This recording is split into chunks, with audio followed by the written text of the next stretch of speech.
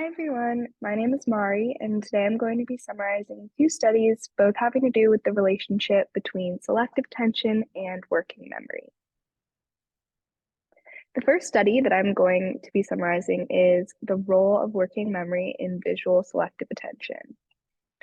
This study focuses on exploring the relationship between visual attention and working memory, specifically in terms of the effect that perceptual load has on our ability to filter out distractors, and as the article puts it, prevent distractor processing. The researchers hypothesized that a higher working memory load should increase distractor processing, indicating a decrease in selective attention, and that working memory is crucial for reducing distraction by maintaining the prioritization of relevant information.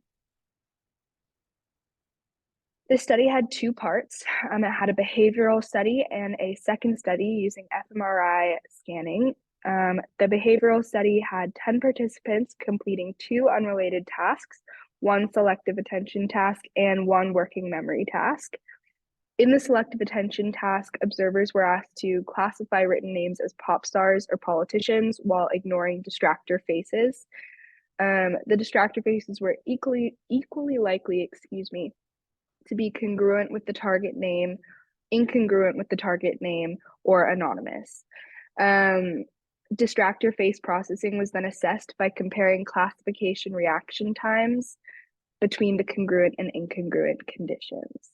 This task was then interwoven with the working memory task for digit order. So perceptual load was then manipulated in the memory task by requiring participants to remember either a fixed order of digits or a different order of digits on each trial. In a separate second study, fMRI was used to track brain activity among 6 participants completing the tasks. These are just some of the reasons why they wanted to do an fMRI study as well as the behavioral study. So in the behavioral study, we saw reaction time to the memory probe increase from 953 to 1394 milliseconds between the low and high memory loads. In the selective attention task, distractor interference effects were significantly greater during the high load condition versus the low working memory load condition, indicating more distractor processing in the selective attention task with high working memory load. Based on the fMRI scans, we can see several areas of activity in response to the tasks, including the inferior frontal gyrus, the middle frontal gyrus, and the precentral gyrus, which have all been previously associated with working memory load. These findings just confirm the validity of the working memory task and are shown in the first image below on the left. Activity related to the presence of distractor faces in the fusiform gyrus and extrastriate visual cortex was again significantly greater under conditions of high working memory load versus low working memory load, and that is shown in the scans in the second image below, right next to the graph.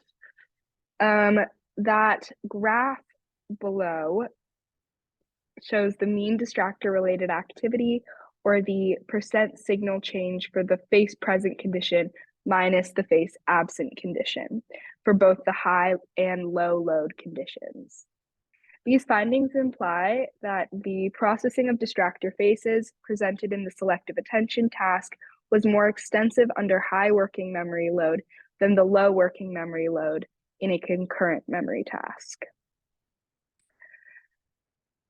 The article concludes, together, our behavioral and functional imaging results demonstrate an interaction between working memory and selective attention. Therefore, it supports the hypothesis put forward by the researchers. The second article that I will be summarizing is Selective Attention Filtering and the Development of Working Memory. So this study focuses on examining the developmental trajectory of selectivity, otherwise known as filtering. They refer to it as both throughout the article, in relation to working memory capacity, and it aims to discover which specific factors contribute to working memory capacity. The researchers hypothesized that selective attention / filtering ability accounts for a significant portion of developmental differences of working memory capacity. So this study consisted of a working memory task followed immediately by a selective attention task. The participants included 30 adults, 29 7-year-olds, and 28 4-year-olds. In the working memory capacity test, the participants who were at a computer were presented with stimuli, each containing between 1 and 4 items, and for the younger group, the 4-year-olds, it was 1 to 3 items, all presented around a fixation cross. After the allotted display time, the screen went blank for a retention interval, and then the array of items then reappeared for, I think it was like 1,000 milliseconds.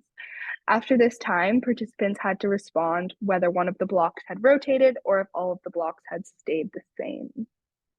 The capacity task was then followed immediately by the filtering task, which included the target and distractor sets. Participants were told that they would see some chickens and bunnies on a farm, and some of these animals liked to move around. Their goal was to say when one of the animals had rotated. So participants were given a hint based on their assignment to target or distractor sets. In the chicken condition, they were told that only the chickens would move and were asked to pay close attention to only the chickens. In the bunny condition, they were told the same thing, but just about the bunnies. Participants were only asked about changes in that target set, and all 5 trial types were equally represented, and half of the trials included a change while the other half did not. Timing was the same in this task as the capacity task, and participants were never asked about the distractors, and the distractors never rotated.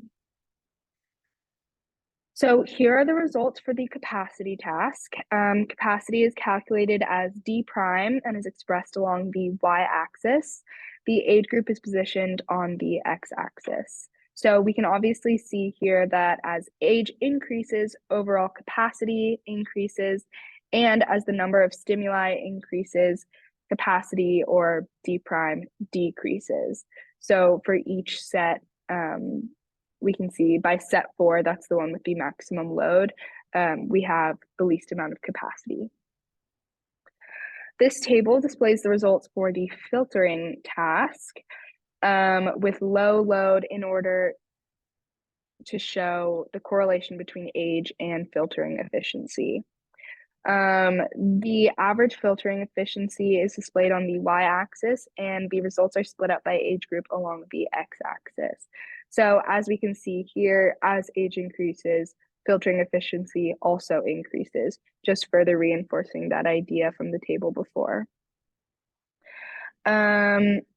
And these 3 tables serve to show the positive correlations between working memory, shown as D prime on the y-axis, and filtering efficiency on the x-axis, again, based on age. So the top is for the older group, and then down to the bottom is the younger. So based on the results of the study shown previously, there are several different conclusions that could be drawn and that were highlighted by the researchers. So it's possible that the development of filtering contributes to the development of working memory capacity. It's also possible that the development of working memory capacity contributes to the development of selective attention or filtering.